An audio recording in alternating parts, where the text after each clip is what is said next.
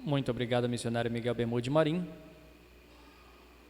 E o reverendo Benjamin Martínez, em Tapachula, Chiapas, México, e toda a congregação ali onde te encontras, e todos os que estão nos vendo através do satélite Amazonas ou da internet.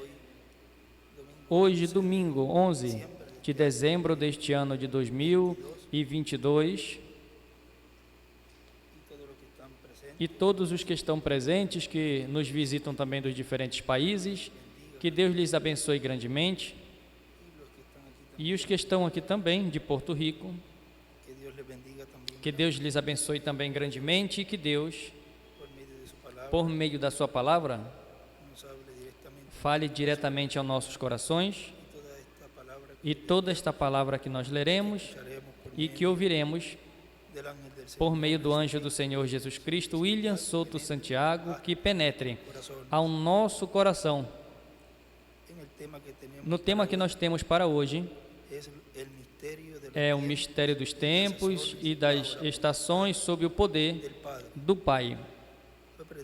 Foi pregado dia 14 de outubro de 1997 em Tiogayo, Quito, Equador. E ele usou como base deste tema dessas escrituras São Mateus capítulo 16, versículo de 1 ao 4, e também Atos capítulo 1, versículo 6 ao 7. E vamos ler uma porção aqui do capítulo 16 de São Mateus,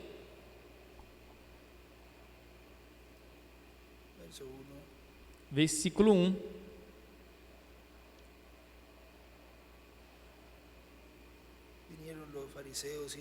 E chegando-se os fariseus e os saduceus para o tentarem, pediram-lhe que lhes mostrasse algum sinal do céu.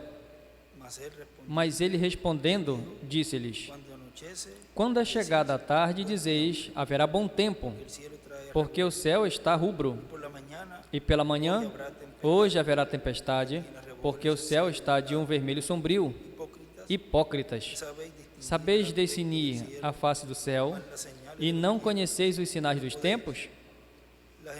Uma geração má e adúltera pede um sinal, e nenhum sinal lhe será dado, senão o sinal do profeta Jonas. E deixando-os, retirou-se. O maior sinal que Deus envia a este planeta Terra é sempre um profeta. Podem se sentar, por favor.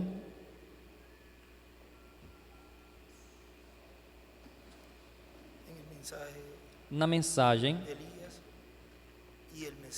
Elias e o Messias se revelando pela Escritura no último dia, pregado domingo, 9 de julho de 2006, em Santiago do Chile. Diz: Daniel era um político e também um profeta. Era da realeza da tribo de Judá, era um príncipe, mas em Babilônia era um governador da província de Babilônia, dali da capital. E essa é uma revelação que foi dada ao rei Nabucodonosor, a um político, e foi revelado o segredo a outro político que era um profeta, e consequentemente tinha as duas consciências juntas e tinha acesso à presença de Deus para perguntar. E isso obrigatoriamente é de interesse político, não apenas para Israel, mas para todas as nações, porque essa promessa que mostra que vai ter uma mudança política a nível mundial. Quando vai surgir uma mudança em uma nação, uma mudança de governo, uma mudança de presidente, porque tem que eleger a outro, tudo o que se faça, o que façam os candidatos, é de interesse político e de interesse público. quanto mais uma mudança de governo a nível mundial. No livro das 70 semanas de Daniel, nos diz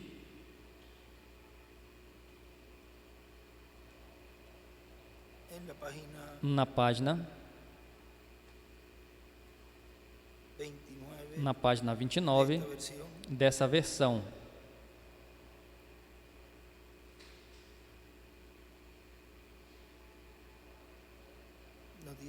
Nos diz: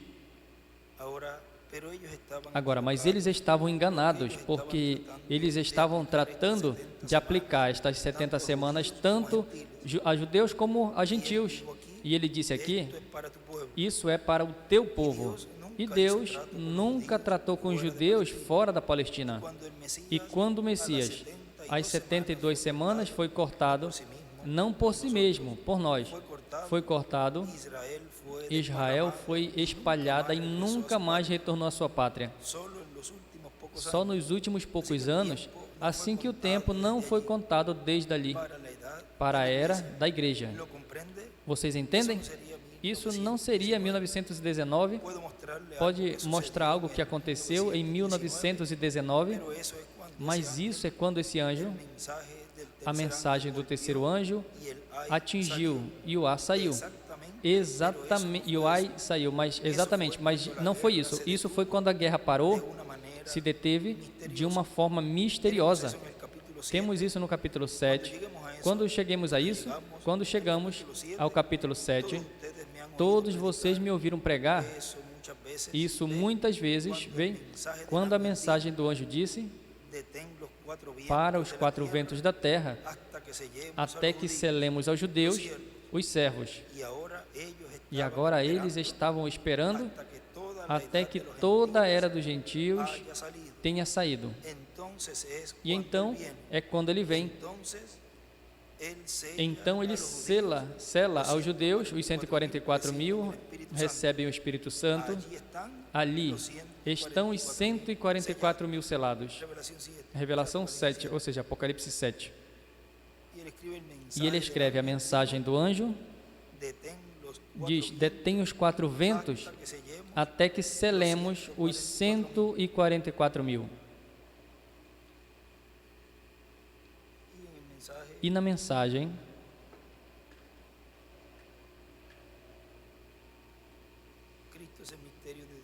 Cristo, o mistério de Deus revelado,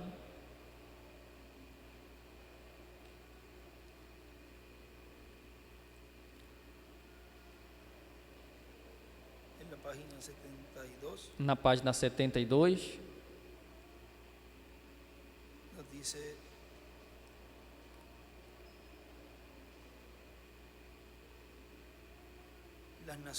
nos diz: as nações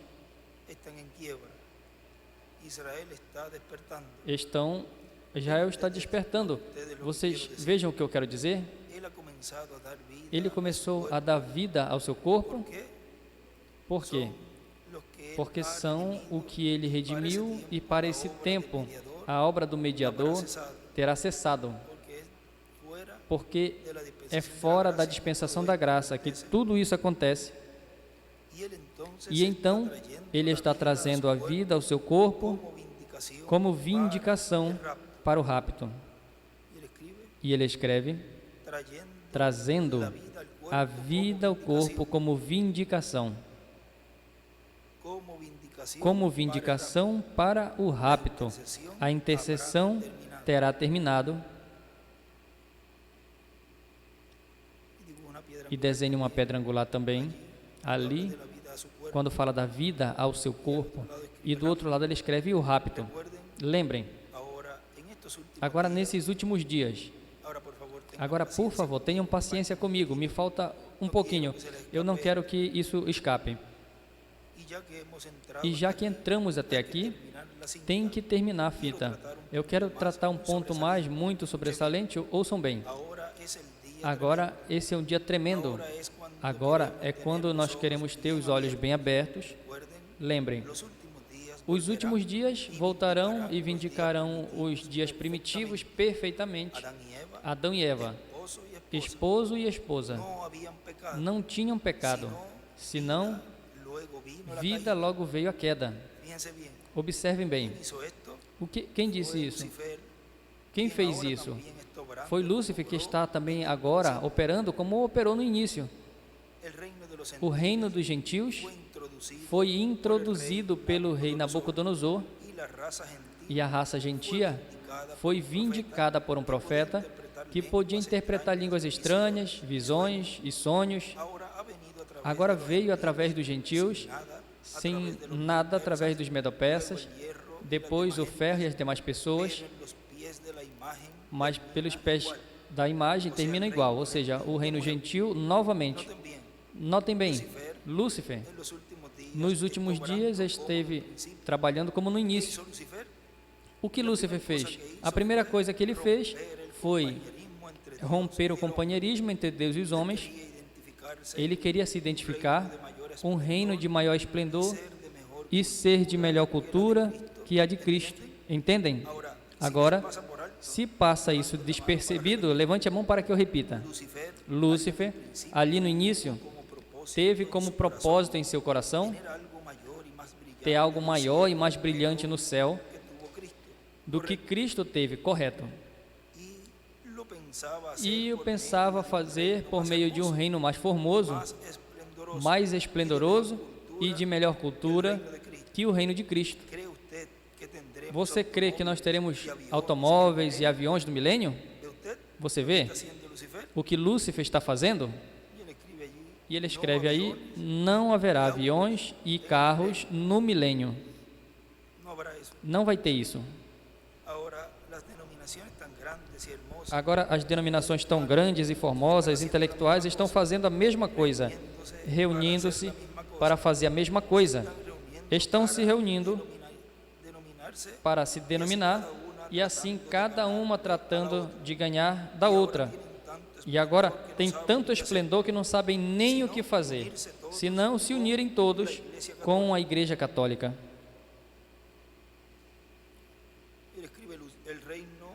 E ele escreve o reino de Lúcifer na terra.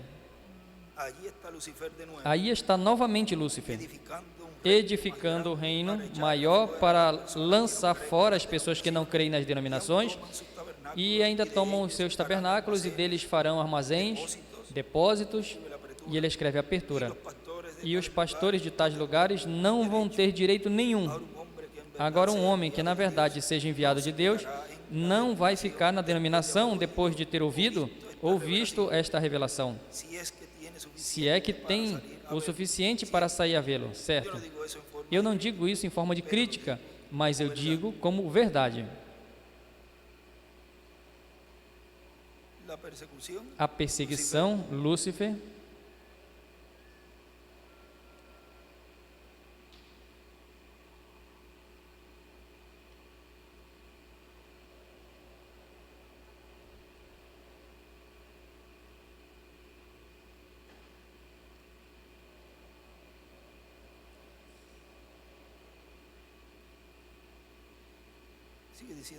continua dizendo aqui na mensagem que nós estamos lendo nesse extrato, diz: isso é o mais importante não apenas para Israel, mas para toda a humanidade, para todos os governos, para todos os presidentes de todas as nações. Ou é que acaso o rei Nabucodonosor e outros reis do passado eram mais inteligentes que os do nosso tempo? Eles sabiam que o Deus do céu, o Rei dos céus e da terra, tem um programa, e nesse programa tem mudanças de etapas, de eras, e no meio das nações, e consequentemente, Ele é o que os conhece e revela ao seu povo, por meio dos profetas que Ele envia para cada tempo. No livro dos selos, nos diz na página 359,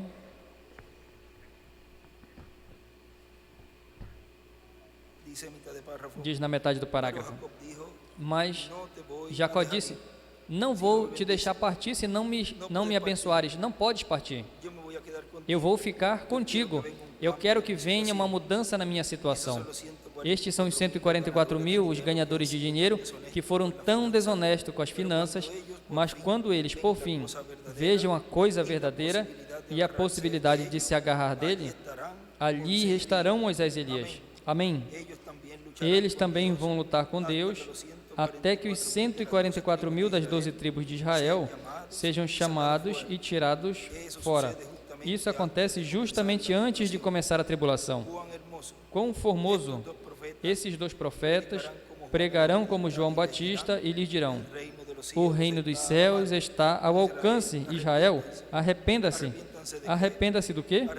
Arrependa-se dos seus pecados e da sua incredulidade e retornem a Deus. Agora lembremos algo. Esses grandes acontecimentos na natureza aconteceu antes. Como vemos no versículo 12, o sol se pôs negro como um saco de silício. Lembrem, isso não acontece no tempo dos gentios. E o irmão William escreve ali, não em dispensação, não na dispensação da graça. Isso não acontece durante a dispensação da graça, é fora. Já é fora dessa dispensação que acontecem todos esses eventos que estão profetizados para a igreja noiva, que é o evento da nossa transformação, e para Israel, que sejam selados. Tudo isso acontece nesse lapso de tempo, depois de finalizar a dispensação da graça.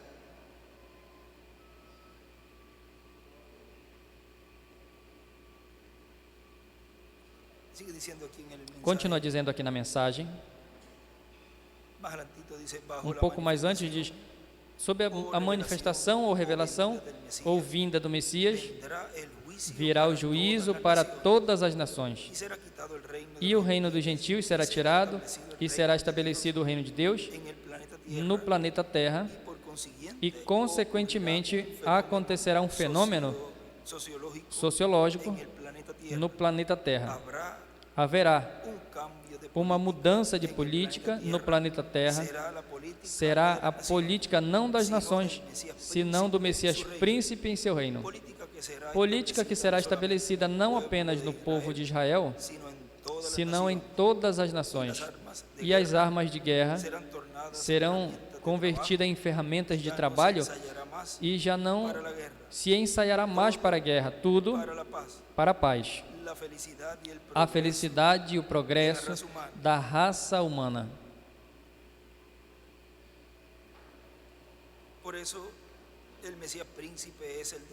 Por isso, o Messias Príncipe é o desejado de todas as nações. Eu me lembrei, agora, quando eu li onde ele diz que já não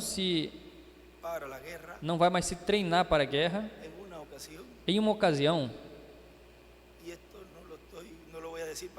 eu não vou dizer isso para que vocês agora achem que cada um tem que fazer a mesma coisa, senão eu falo por essa experiência que tive, que é para ensinamento, que em uma ocasião eu cortei bastante aqui assim o cabelo aqui do lado, o que para muitos convém, porque não tem que estar pensando em cortar. Mas veja um detalhe que ele me disse. Ele me falou: não corta desse jeito assim muito baixo, porque isso os militares o fazem quando são levados para a guerra. Depois eles cortam ali muito baixinho para se preparar para a guerra. E eu não sabia. Ele disse: não. E eu digo: não é para que agora vocês formem o Benji agora quer pôr uma maneira de cortar o cabelo. Eu apenas comento como algo, por exemplo, as armas de guerra vão ser usadas, mudadas como ferramentas de trabalho. Mas tudo isso, toda esta influência, não é da sexta dimensão. Tudo isso é do reino do anticristo, do reino do maligno, que trata de impor as suas modas e suas coisas, mas isso é tudo não para inclinação para a paz, mas para tudo está focado em guerras e nisso tudo. Tudo isso já é um reflexo desse reino que quer que todos os seus filhos sejam dessa forma, guerreiros, e sejam pessoas que se preparem para guerrear e para brigar. O reino do Messias não vai ser assim. É apenas um conselho que ele me deu naquele instante, naquele momento na qual isso representava os militares que se preparam para a guerra. Mas eu volto a dizer, não vão agora formar aí um ditado com isso. Diz tudo para a paz, a felicidade e o progresso da raça humana. Por isso o Messias Príncipe é o desejado de todas as nações. Ele é o príncipe de paz, e sendo o príncipe de paz, trará a paz para todas as nações que entrarão ao seu reino. Ele vai ser o que abençoará todas as nações com o estabelecimento do seu reino. Antes que vejam o Messias Príncipe, o que estarão vendo os seres humanos? O Messias Príncipe vai se identificar em e com a Escritura. E vai abrir ao povo as Escrituras e vão entender. Na mensagem fazendo um serviço a Deus, fora da sua vontade, nos diz,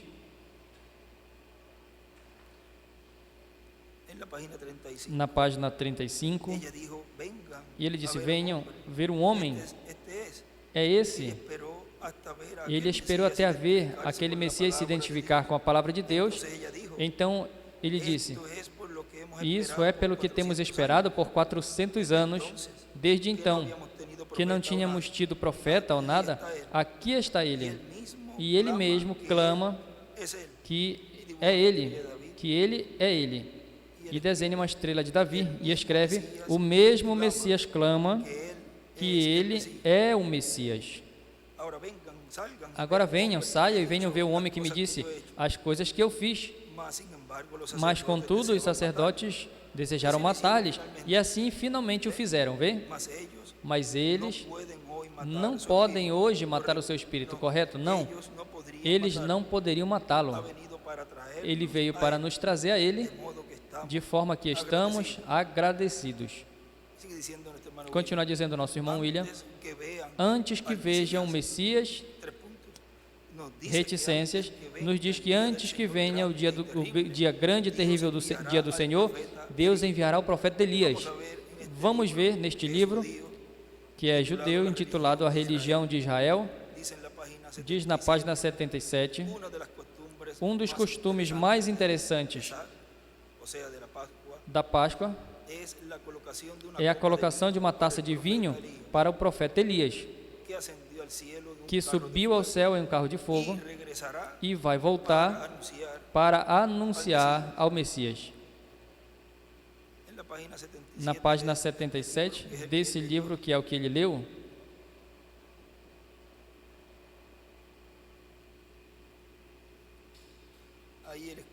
aí ele escreve nesta partezinha que leu, para que anotem, escreve taça de vinho para Elias e abaixo escreve Messias. Ou seja, a taça de vinho para o profeta Elias, que retorna para anunciar ao Messias.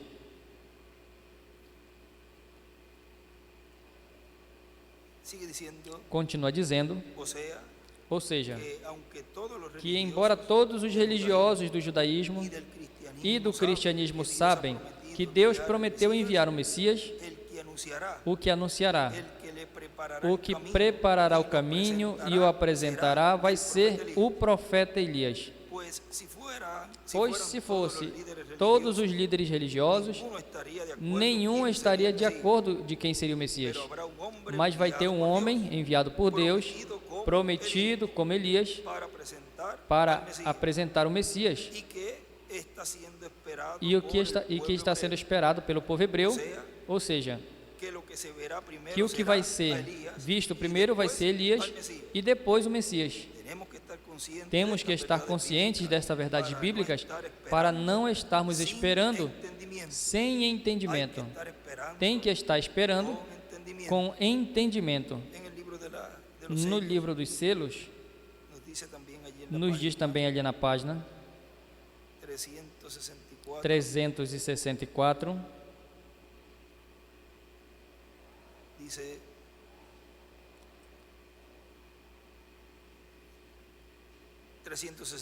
364 acima, Deus mandou Elias a Acabe, e dali saíram 7.000, correto?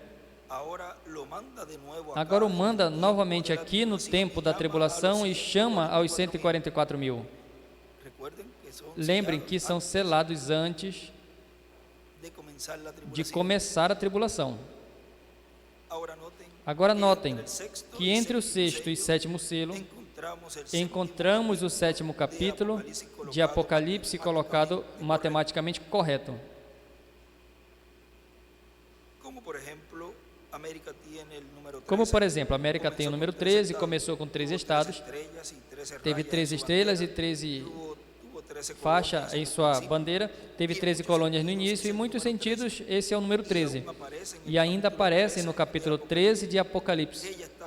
Ela está figurada pelo número 13 e uma mulher. Agora, quando Deus estava a ponto de libertar o seu filho unigênito, que na verdade fizesse, porque mesmo Jacó era o seu filho, esse era o seu filho unigênito. Vejamos como fez segundo Mateus 27. Lembrem, seu filho tinha sido açoitado e abatido, tinham zombado dele, e agora estava sobre a cruz, às 3 da tarde da sexta-feira santa, e desde a hora sexta foram trevas sobre toda a terra até a 9ª hora, Mateus 27, 45. Agora vejamos rapidamente o que diz em Apocalipse 6:12. E olhei, quando abriu o sexto selo, e eis que foi feito um grande terremoto, e o pó se pôs negro como um saco de silício, e a lua se pôs toda como sangue. No Egito houve trevas e escuridão. Quando Deus estava libertando a Jesus, quando esteve sobre a cruz, antes de levantá-lo na ressurreição, houve primeiro trevas e escuridão. O sol se escureceu na metade do dia e as estrelas não deram a sua luz. 2 dias depois, ele iria ressuscitá-lo com um triunfo poderoso. Depois que isso tudo aconteceu no Egito, ele libertou Israel e iniciou em sua viagem rumo à terra prometida. Agora, no tempo da tribulação, encontramos esses 2 profetas que têm o controle de tudo com a palavra de Deus, com a palavra que Deus lhes dá. Poderão falar apenas à medida que Deus lhes dê a palavra. Eles não são deuses, senão apenas no sentido superficial, porque Jesus ainda disse isso. Foram chamados deuses aqueles que lhes veio a palavra. A esses, Deus envia a sua palavra, e quando eles a falam, acontece. E agora aqui os vemos com uma comissão de Deus para ferir a terra quando eles quiserem. Fechem os céus, e assim acontecem. O que está acontecendo? Deus está a ponto de redimir aos 144.000 que estão no livro da redenção. Isso está sob o selo da redenção, o sexto selo. Amigos, é isso. Este é o sexto selo que foi tão misterioso. E ali ele escreve: sexto selo é igual. Moisés e Elias vindo é igual o seu ministério. Sétimo selo é igual. O Senhor Jesus Cristo vindo é igual o seu ministério. Sétima trombeta é igual à vinda do Senhor. E aqui nos fala deste sexto selo, que é o selo da redenção, e ele escreve no livro de redenção do Cordeiro.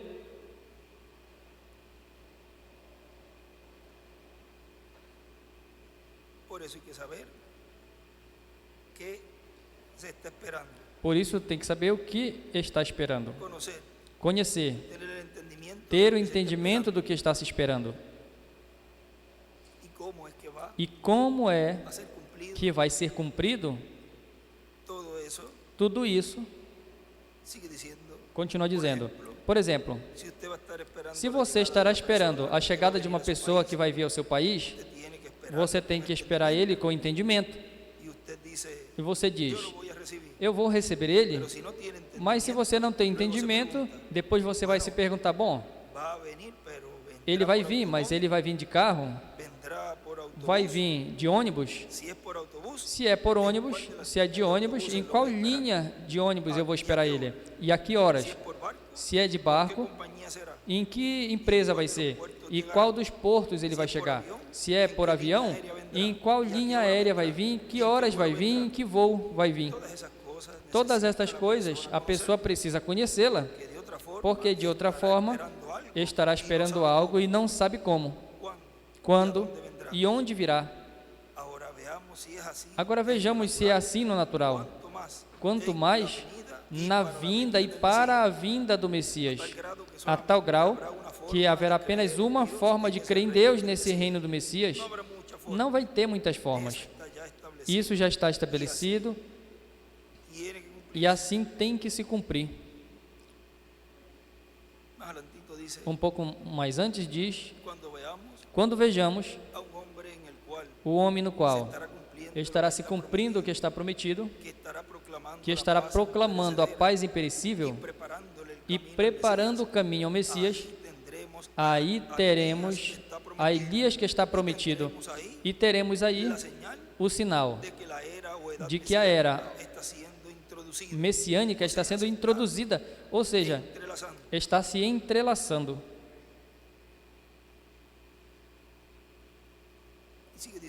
E continua dizendo para o judaísmo, a vinda do Messias não será cumprida, mas vai ser cumprida neste tempo final.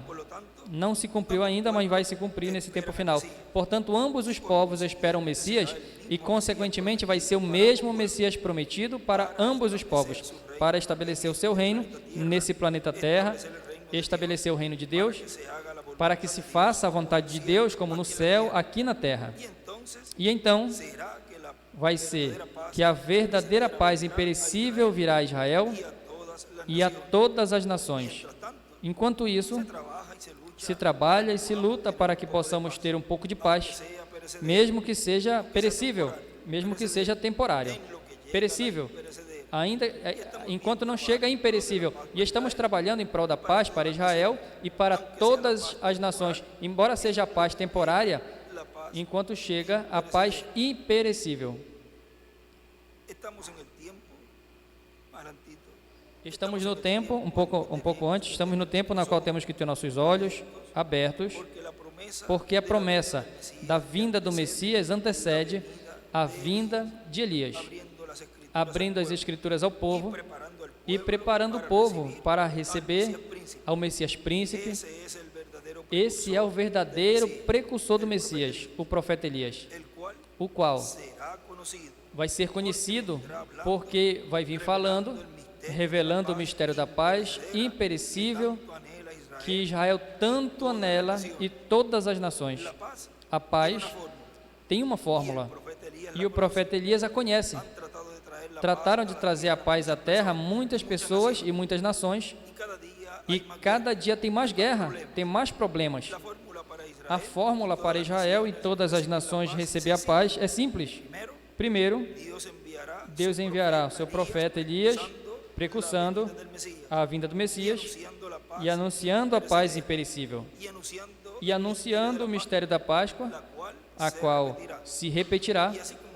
E assim como Deus tirou o seu povo de Israel do Egito e depois estabeleceu na terra prometida, e ali Deus estabeleceu o seu reino, a teocracia, e depois veio a monarquia com o rei Saul, e depois com o rei Davi, e depois continuou o rei Salomão e outros reis. E para a entrada das nações ao reino do Messias, tem um segredo, o qual estará revelando o profeta Elias, o qual vem antes que venha o dia do Senhor, o grande e terrível. Ou seja, antes que venha o juízo divino sobre as nações. As nações receberam juízos temporários, mas vai vir um que vai tirar do mapa geográfico muitas nações. Vai vir um juízo divino sobre as nações que agiram mal com o povo hebreu e com o cristianismo, ou com a igreja do Senhor Jesus Cristo. Elias, um pouco antes diz Elias, e também o Messias, estarão se identificando na Escritura, estarão se revelando em e através da Escritura, estarão nos abrindo as Escrituras, e então entenderemos o que não tínhamos entendido. E vejam no livro de citações, na página 12A,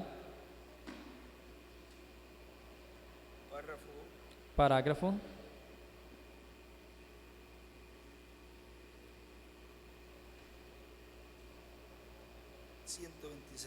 126 ou 128. Vamos ler primeiro o 128.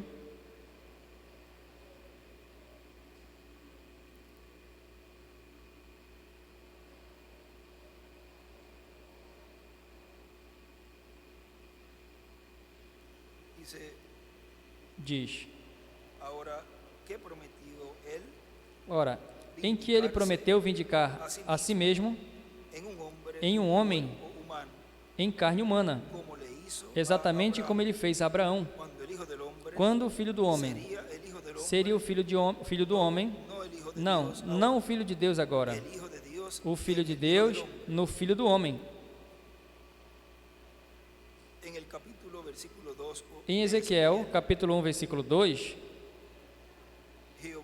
Jeová chamou Ezequiel de filho do homem, exatamente como Jesus se chamou a si mesmo. Vocês entendem isso através do ensinamento durante a semana. E escreve ensinamento. Vejam, o que é o filho do homem é profético. O que seria Malaquias 4? Seria um profeta. Quais foram estas coisas que devem acontecer nos últimos dias? Agora, ele não disse quando, ele disse que aconteceria e aconteceram. Agora, ele ainda é o Filho de Deus, o Filho do homem, pronto para ser revelado nos últimos dias no trono de Davi, como filho de Davi. Ele é essa palavra, e ele está apenas mudando a sua máscara, do que não podia ser visto para o que é absolutamente declarado, o verbo feito carne.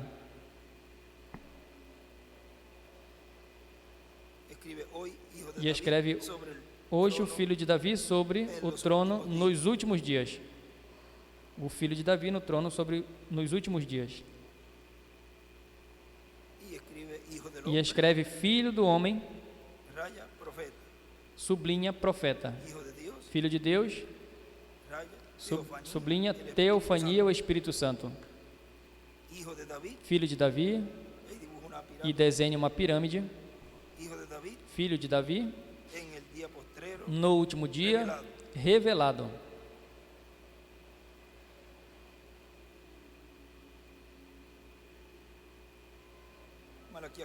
Malaquias 4, lembrem que se cumpre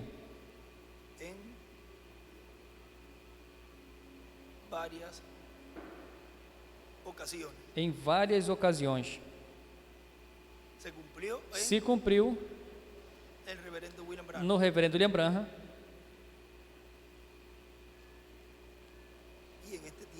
E nesse tempo também tem cumprimento essa escritura,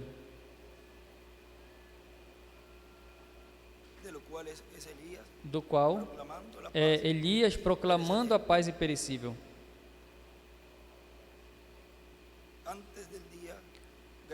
Antes do grande e terrível dia do Senhor,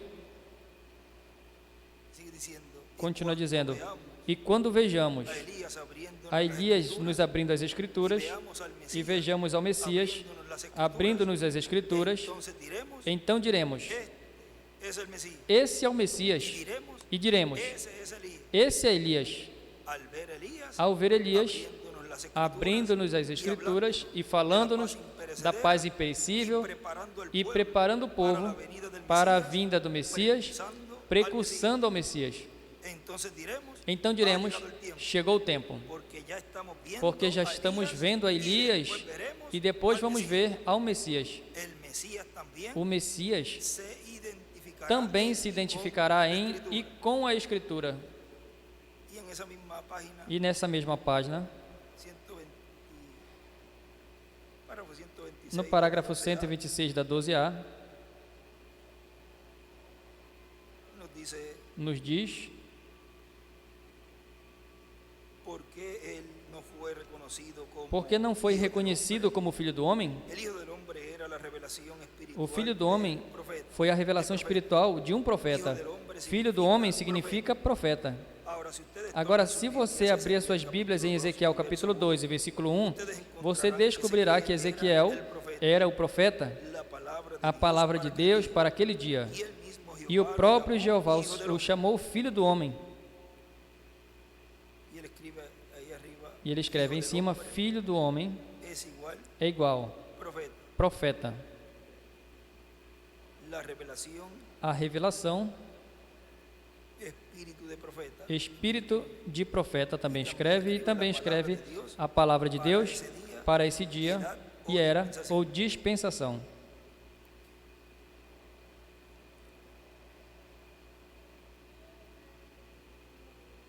Ahora, si ustedes tornan su Biblia a Ezequiel capítulo 2 y verso 1, ustedes encontrarán que Ezequiel era el profeta.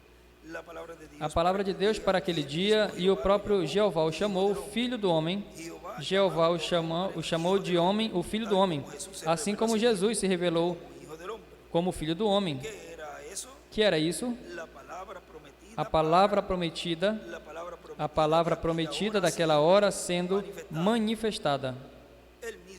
O mesmo Deus, o Deus do tempo, o Deus do tempo de Ezequiel, o Deus do tempo de Jesus, o Filho do Homem, ele não era naquele tempo, ele era o Filho do Homem, porque ele veio para se revelar a si mesmo a Israel como um profeta. E ele escreve aí, Filho do Homem é igual a palavra prometida manifestada em carne, em um profeta.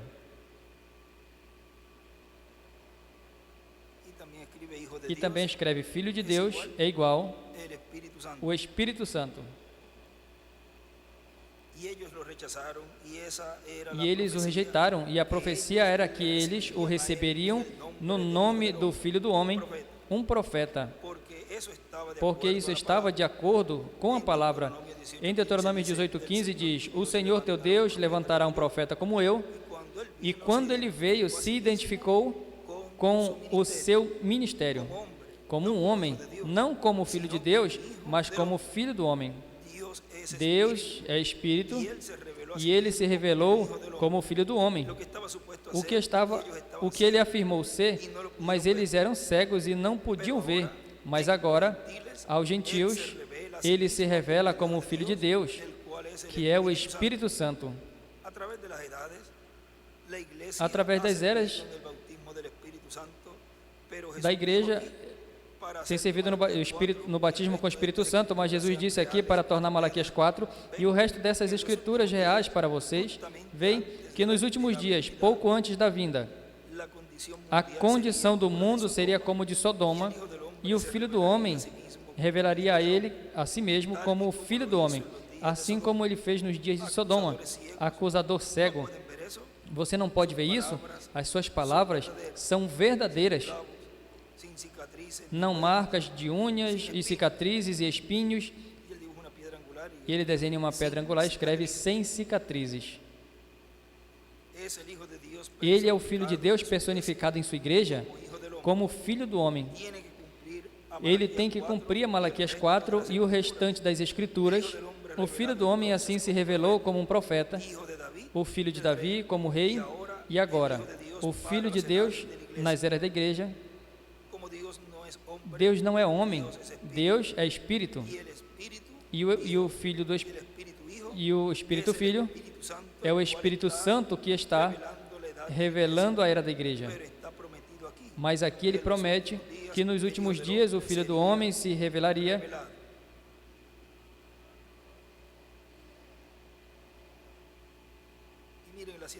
E vejam a 127. Ele prometeu ali que você conheceria o segredo dos corações. Agora a terceira etapa é justamente um rompimento no ministério. E ele escreve a terceira etapa igual rompimento no ministério.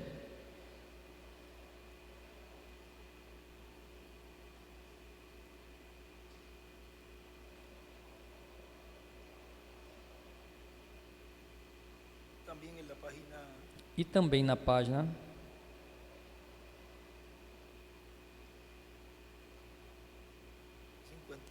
59 do livro de citações, no parágrafo 519 diz: em Malaquias capítulo 4 e também em Apocalipse capítulo 3 nos diz que ele estará aqui nos últimos dias, que ele mesmo que ficará na brecha pelo povo com um pequeno rebanho que Deus lhe dará, ele virá nos últimos dias. Deus disse assim: ele será um sinal para esta nação gentia, que o tempo deles não existe mais. E lembrem-se, quando ele aparece em cena, a hora está próxima. Oremos para que Deus o envie.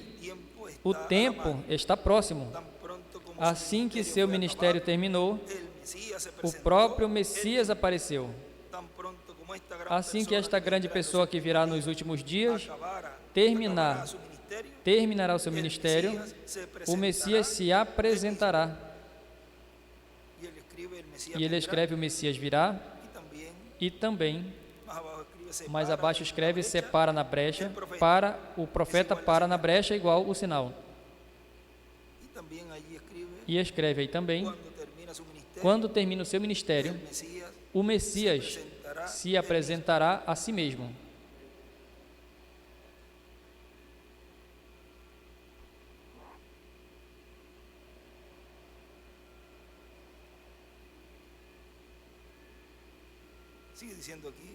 Continua dizendo aqui: portanto, eu estou lendo da mensagem Elias e o Messias se revelando na Escritura no último dia.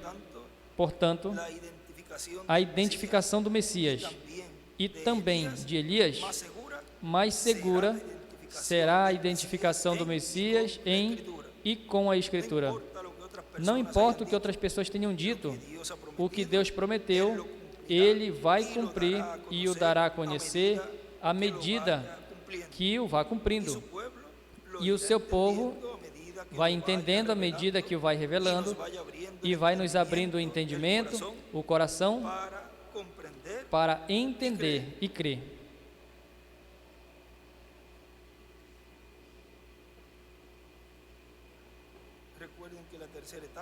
Lembrem que a terceira etapa não foi dada a conhecer de como seria que estaria se cumprindo.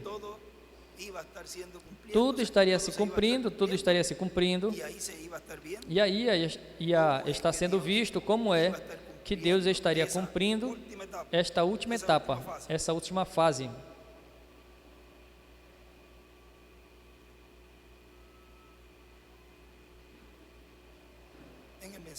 Na mensagem Futuro Lar,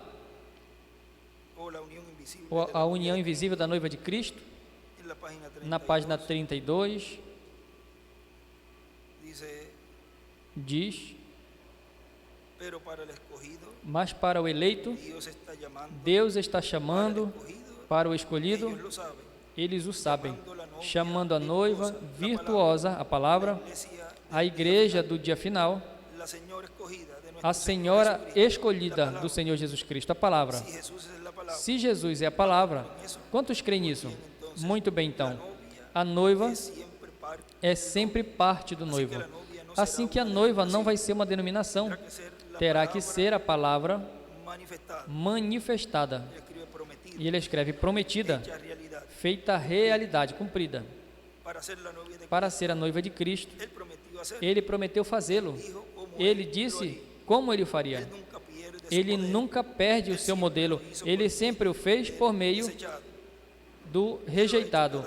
Ele o fez cada vez por meio do rejeitado e o faz novamente, chamando fora a sua esposa, a noiva nos dias finais. Vamos a Rebeca, A formosa Rebeca está esperando pelo seu Isaac. y él escribe allí Jesucristo, E ele escreve aí Jesus Cristo, Moisés y Elías, com Moisés e Elias, el hijo prometido. o filho prometido, Cristo. Y escribe también E Isaac, escreve es também Isaac é igual a Cristo. a Cristo.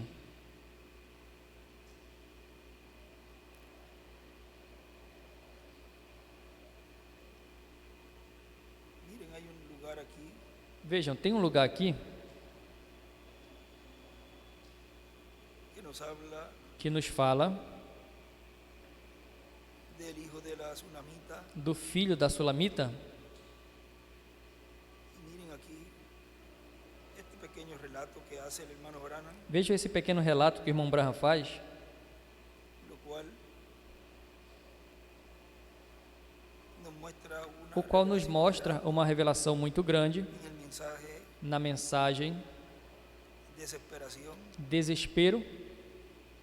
Nos dice en la página 22, Nos diz na página 22, él viene hablando sobre ele vem falando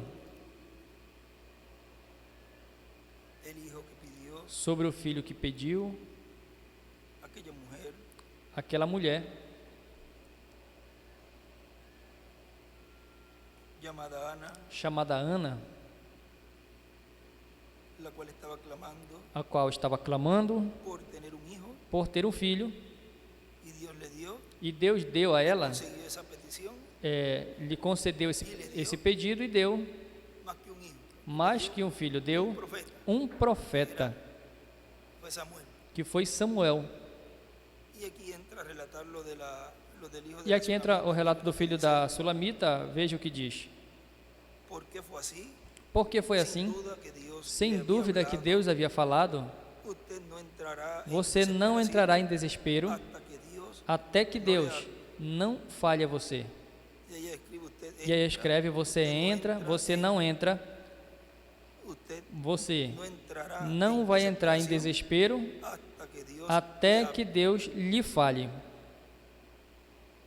Dice, oh iglesia, Diz, ó igreja, despiértense, despertem-se sacúdanse, e sacudam-se. pellizquense la conciencia, Peça que a despierten consciência en esta hora, e despertem-se nessa hora. Temos que entrar em desespero ou vamos perecer. algo viene de parte de Vem Dios. algo da parte de Deus. Yo sé que es así, dice el Eu Señor. sei que é o assim diz o Senhor. Algo está se encaminhando, portanto, Nos conviene nos desesperar. convém nos Es desesperarmos. asunto de vida É o muerte. assunto de vida ou Y morte. si nos descuidamos, E se nós nos descuidarmos, vai passar e nós não veremos. porque ella no fue Porque ela não foi egoísta. egoísta, le fue dado un Foi profeta, dado um profeta a ela. refería E se referia ahí a ese profeta que le fue a esse dado profeta que foi dado a Ana. a Ana. La mujer sunamita A mulher sulamita tenía un hijo tinha um filho que había venido por que la tinha palabra vindo del pela profeta, palavra do profeta, había por la palabra que el profeta había veio hablado pela sobre palavra ella. que o profeta tinha falado sobre ela, Y él escribe e ele escreve, en donde dice la mujer onde diz a mulher sulamita tenía un hijo, tinha um filho, ahí escribe aí ele Moisés escreve y Moisés e Elias, que había venido por la palabra que que tinha el vindo profeta pela palavra había que o hablado profeta sobre tinha falado sobre ela, ella. Y aunque era una anciana, e embora era uma anciã, como también su marido, assim como seu marido no também, habían tenido hijos, não tinham tido filhos. ella había sido muy benigna con este Ela profeta. tinha sido muito benigna com esse profeta. Ela sabia El profeta que o profeta era um varão de Deus e percebia que era um homem honrável, um homem genuíno. Ele entrava na sua casa, ali está falando, se referia a Eliseu. Ele entrava em sua casa, mesmo quando não estava seu esposo, e se conduzia como um homem santo. Ela o tinha visto operar sinais e maravilhas e tinha ouvido a respeito das coisas que tinham acontecido com ele. Ele era um homem honrável e santo, honrado e santo. Ela disse ao seu marido: eu vejo que esse homem que chegou aqui a nós é um homem santo. Ela, como ama de casa, como dona de casa, sabia que ele era um homem santo. Por isso, ela edificou uma casinha separada, à parte, para que ele não se sentisse penalizado. Assim, dessa forma, ele poderia chegar quando desejasse e não incomodava ninguém. Colocou ali uma cama e uma jarra com água e outras coisas para que pudesse se lavar e água para beber também. Provavelmente mandava criado o almoço com a comida, com o alimento e enviava, lhe dava o bom dia. Vendo Eliseu que essa mulher lhe dava tantos favores, lhe presenteava com tantos favores, e estava escrito, e ele escreve: portanto, por quanto fizeste a um desses meus irmãos pequeninos, a mim o fizestes. E que ela honrava a Deus ao honrar o profeta, pois ela via Deus no profeta. E escreve: honrava a Deus ao honrar o profeta. Ela não queria recompensa nenhuma, não tinha no seu coração o desejo de nenhuma retribuição. Ela fazia isso apenas porque amava a Deus. Não fez para alcançar alguma bênção, senão que simplesmente fez porque amava a Deus. Agora, Eliseu disse ao seu servo Giezi: pergunta se ela deseja que fale com o rei a respeito dela, porque eu sou amigo dele, sou amigo íntimo do rei, ou talvez com um capitão superior, a quem eu conheço também. Haverá algo que eu possa fazer por ela? Quero retribuir algo pela bondade que tem me brindado. Ela tem me alimentado, permite que eu descanse e tem sido bondosa para conosco. E agora, o que eu posso fazer por ela? E ela respondeu: não, eu apenas habito no meio do meu povo, nós temos tudo o que precisamos para vivermos e não precisamos de nada. Então Giezi disse a Eliseu: ela não tem filhos. Ao terminar de pronunciar estas palavras, não cabe dúvida que o profeta teve uma visão. Não resta dúvida, pois ele disse: assim diz o Senhor, no tempo determinado, como que daqui a um ano, desta data, ela vai abraçar a um filho. E nasceu o filho. Quando teve como uns 12 anos, imaginem, como a maioria desses anciãos tem um filho, o seu único filho, e certo dia, durante a temporada da colheita do trigo, estando o filho com o seu papai, e certamente em uma hora muito avançada pela manhã, eu suponho que o sol afetou muito a ele, porque começou a clamar: minha cabeça, ou seja, a criança começou a clamar e adoeceu tanto que o seu pai levou de um lado, mas foi tão de emergência que mandou com um servo a casa. A mãe carregou sobre os joelhos até o meio-dia, mas logo morreu. Notem, este era o seu único filho, o qual tinha sido dado por Deus mediante a oração. E a palavra de um profeta, com assim diz o Senhor, ela sabia que algo estava mal. E ele desenha uma pirâmide grande, e as 7 etapas, 1, 2, 3, 4, 5, 6, 7, as enumera, e a pedra angular, e escreve 8. E daí coloca uma seta até essa parte, onde eu comecei a ler essa parte da mulher sulamita que tinha um filho, e onde ele escreveu Moisés e Elias. Nós colocamos assim no desenho, na foto, que vejam assim a seta saindo dali até a pedra angular, e ele escreve embaixo, a sulamita é igual à igreja noiva. O filho da sulamita é igual o anjo, o oitavo anjo de Jesus. Continua dizendo, ela sabia que algo andava mal. Como foi que Deus deu esse filho a ela e permitiu que ela o amasse tanto? E ainda sendo que ela nem tinha pedido, além disso estava muito velha para ter um filho. Teve que ser a mão de Deus que o produziu. Um profeta falou. Agora se achava com este problema tão grave, seu único filho tinha morrido. Então disse ao moço, prepara-me um jumento e caminha, e não pare por nada. Se alguém te parar no caminho, não dê atenção. Dirija diretamente ao Monte Carmelo. Ali tem, em um buraco muito escondido está o servo do Deus Altíssimo que me disse, assim diz o Senhor, em uma caverna, tu vai ter um filho. E agora, eu quero saber por que Deus fez isso. Ou seja, a mãe está falando ali ao criado,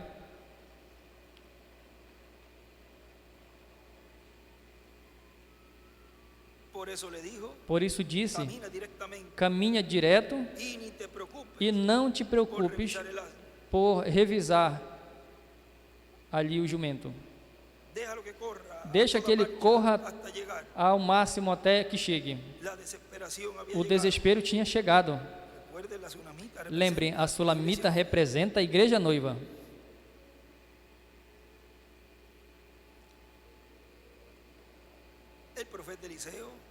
O profeta Eliseu se levantou, olhou e disse, ali vem a sulamita e algo está mal. Deus não revelou a ele. Deus não me revelou, eu não sei o que vai acontecer. E disse ao servo, vai tu recebê-la, mas vai logo. Algo anda mal. Agora o desespero também tinha tomado o profeta.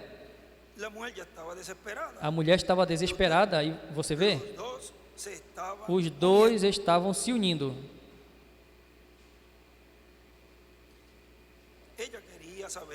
Ela queria saber o que era, qual era a palavra do Senhor, e o profeta não sabia qual era a palavra do Senhor. Ali o tem. Ela queria saber, mas ele não sabia. A mulher queria saber, mas o profeta não sabia. E disse, Deus não me revelou a razão. Eu não sei o que dizer a ela quando chegue. Quando quase havia chego, e ele levantou as mãos e perguntou, tem paz? E o teu marido? E o teu filho? A mulher tinha chegado ao fim do seu desespero, porque disse, tenho paz. Glória. Tudo estava bem. Porque o seu desespero tinha terminado. Ela tinha achado o servo do Senhor. Se ele não estivesse ali, ainda teria continuado em desespero. Mas a coisa é que sim, ele estava. E portanto disse, tenho paz. Eliseu pensou, o que aconteceria? Que ela... Isso era meio estranho. O servo tratou de levantá-la, ela escorregou com seus pés. Mas Eliseu disse, deixe ela, não faça isso. Algo está mal. Mas Deus não me revelou. Não me revelou a razão. Então ela declarou que a criança tinha morrido. Então O profeta não sabia o que fazer e disse: Giesi, toma o meu cajado com o qual tenho caminhado, e reticências. Ele sabia que o que tocava era abençoado, porque não era ele, senão Deus nele. Eliseu sabia quem ele era, sabia que era profeta. E então levantou o seu cajado e disse: Giesi, toma isso, e anda e coloca sobre a criança. E se alguém falar contigo, diz: espera, não saúde ninguém, nem responda nada a ninguém. Siga em frente e não fale com ninguém. E coloca isso sobre a criança. Mas isso não acalmou o desespero da mulher. Com isso, não considerou satisfeito o motivo da sua viagem. Ela disse: vive o Senhor e vive a tua alma, que não vou te deixar até que vá e fale a criança. Então Eliseu entrou em desespero e se pôs em caminho junto com a mulher. E quando chegaram, toda a casa e todo o pátio estava cheio de parentes e vizinhos chorando e clamando. Agora a mulher fez o melhor que poderia ser feito, pois tinha tomado a criança e tinha deitado na cama onde Eliseu descansava.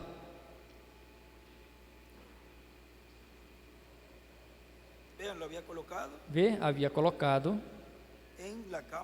na cama de Eliseu.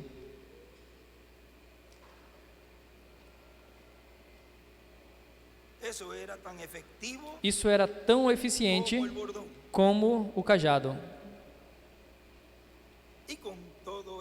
E com tudo isso, a criança não tinha voltado à vida. Portanto, ela sabia que o cajado não serviria. Ela já tinha testado antes. Diz: não, peraí, deixa eu colocar aqui na cama de Eliseu, que tudo que esse homem toca, Deus o abençoa. Com certeza ela acreditava que ele ia se levantar apenas por colocar ele na cama, mas não aconteceu. E quando ouve que Eliseu diz: corre, Giesi, coloca o cajado, leva o cajado e coloca em cima do menino. Ela sabia que isso não funcionaria. Tinha que ir o próprio Eliseu.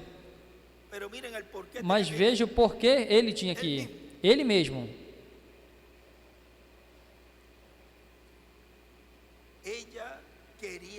Ela queria algo diferente. O profeta entrou e agora se encontrava em desespero. Vejam, ela estava primeiro em desespero e isso transmitiu ao profeta. E o profeta também entrou em desespero. E o que ele poderia fazer? Achamos na Bíblia, 2 de Reis 4:35.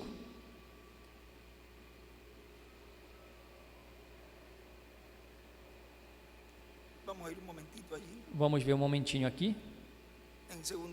Em 2 de Reis,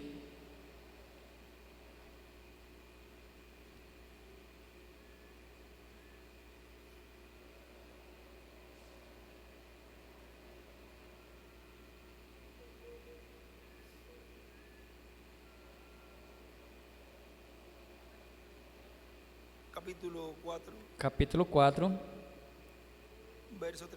versículo 33.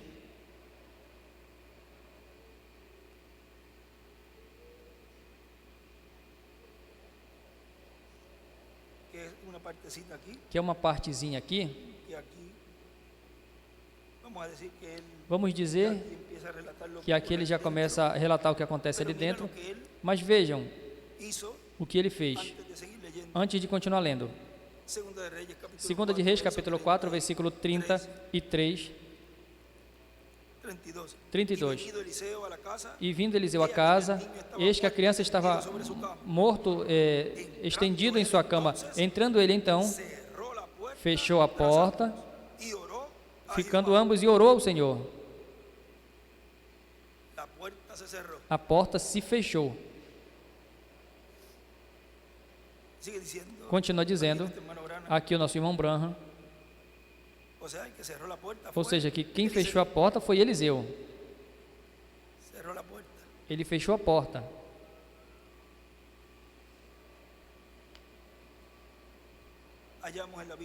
Achamos na Bíblia, em 2 de Reis, capítulo 4, versículo 35, que ele caminhou de um lado para o outro no quarto, em desespero. Talvez diria: Senhor, eu não sei o que outra coisa fazer, eu estou aqui. Tu me disseste que dissesse a essa mulher, assim diz o Senhor. E aconteceu exatamente como eu disse a ela, porque tu me ordenastes. Agora se encontra com este problema tão grave e eu não sei o que fazer. Aqui está a criança morta. Senhor, o que eu posso fazer? Não há dúvida que o Espírito Santo disse a ele: se Deus mora em ti, deita-se sobre a criança. E ele desenha uma estrela de Davi.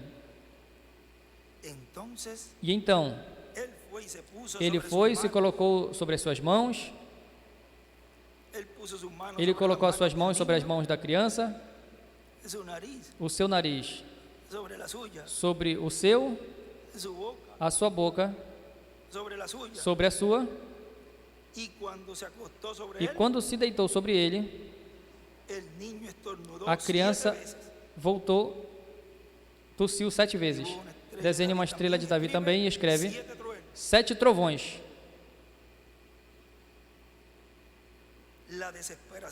O desespero tinha chegado ao seu fim.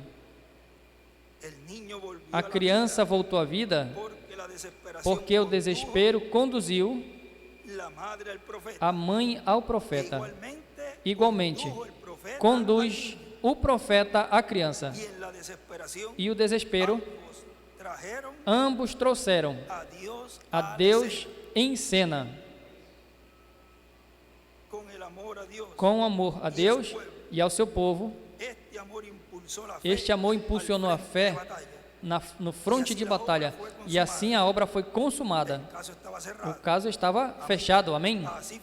Assim funciona o desespero. Certo, ela não o deixaria. E ele escreve: amor impulsionou a fé ao fronte de batalha. Veja que ensinamento tão tremendo o irmão Branham nos dá ali, com isso que aconteceu. E como é que Deus, neste tempo final, virá em cena, no meio da igreja noiva, virá no cumprimento pleno da visão da grande carpa catedral, onde a noiva entrará em desespero, e tem que entrar em desespero para que se una com essa manifestação que Deus tem no meio da sua igreja, e ambos tragam a Deus em cena.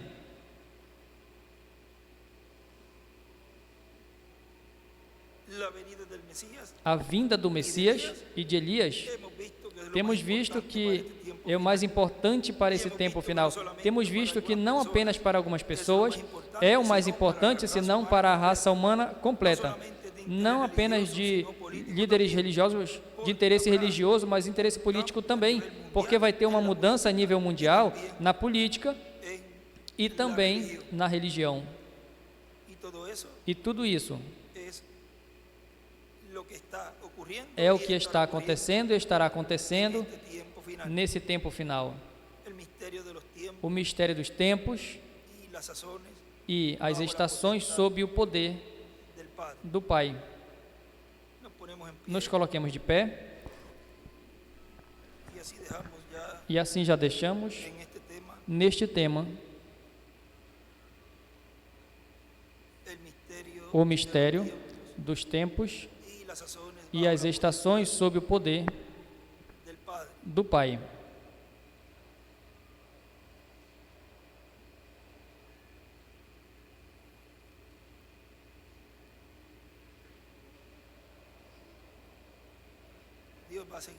Deus vai continuar abrindo tudo, todo o conteúdo desta visão que foi mostrada ao reverendo William Branham. E quando percebermos, já estará se cumprindo tudo. E eu e você vamos olhar um para o outro. Mas eu posso ver a fulano ou a fulana, mas tu não tinha partido há 100 anos? E por que estás com esse corpo jovem? Vão dizer, e olha tu, eu, o que aconteceu? Tudo vai ser tão simples que não vamos nem perceber, porque em torno dessa palavra é que cada um de nós seremos transformados em torno de toda a palavra que está sendo falada desde este lugar, desde a grande carpa catedral, porque é os 7 trovões que estão sendo falados, o qual em torno disso é que cada um de nós teremos a fé de rapto. Conosco, nosso apreciado irmão e amigo, o doutor William Souto Santiago.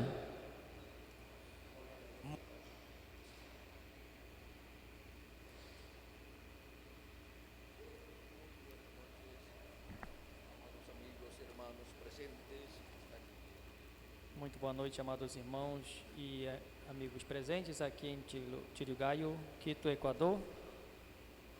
Para mim é uma grande bênção e privilégio estar com vocês nesta ocasião para compartilhar com vocês os momentos de companheirismo em torno da Palavra de Deus e o seu programa